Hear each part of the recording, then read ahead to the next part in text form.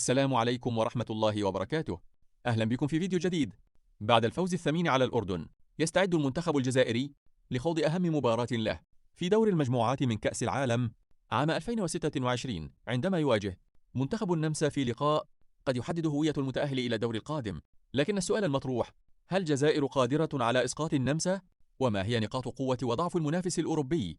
قبل الإجابة، دعونا نلقي نظرة سريعة على وضعية المجموعة.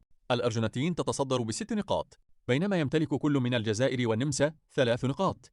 أما الأردن فقد خرج من سباق التأهل، لذلك فإن مواجهة الجزائر والنمسا ستكون بمثابة نهائي مبكر، لأن الفائز سيضع قدما كبيرة في الدور المقبل. أولا، لماذا تعتبر النمسا منتخبا خطيرا؟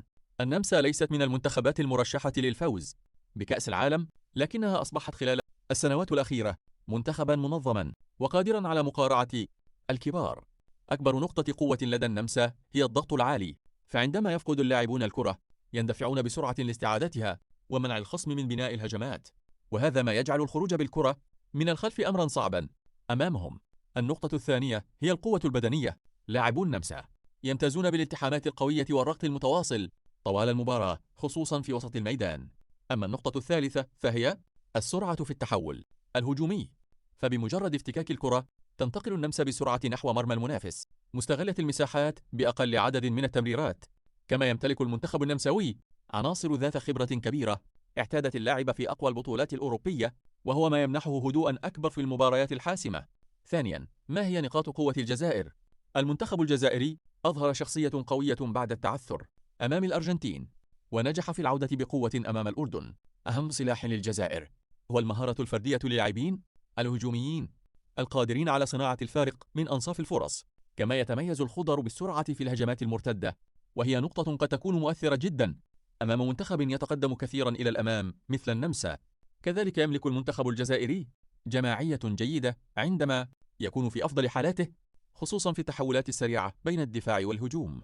مفاتيح المباراة: إذا أرادت الجزائر تحقيق الفوز فهناك عدة أمور يجب التركيز عليها.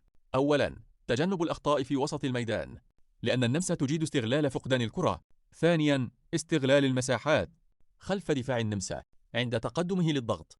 ثالثا، التركيز على الكرات الثابتة، لأنها قد تحسم مباراة متوازنة كهذه. رابعا، التحليب الصبر وعدم الاندفاع منذ البداية، لأن المباراة قد تحسم بتفاصيل صغيرة. توقع المباراة: على الورق تبدو المباراة متقاربة للغاية. النمسا تمتلك القوة البدنية والتنظيم التكتيكي، بينما تملك الجزائر المهارة والسرعة والقدرة على صنع المفاجأة. إذا نجح الخضر في فرض أسلوبهم واستغلال الفرص المتاحة فإن الفوز سيكون ممكنا. أما إذا سمحوا للنمسا بالسيطرة على وسط الميدان فستصبح المهمة أكثر تعقيدا.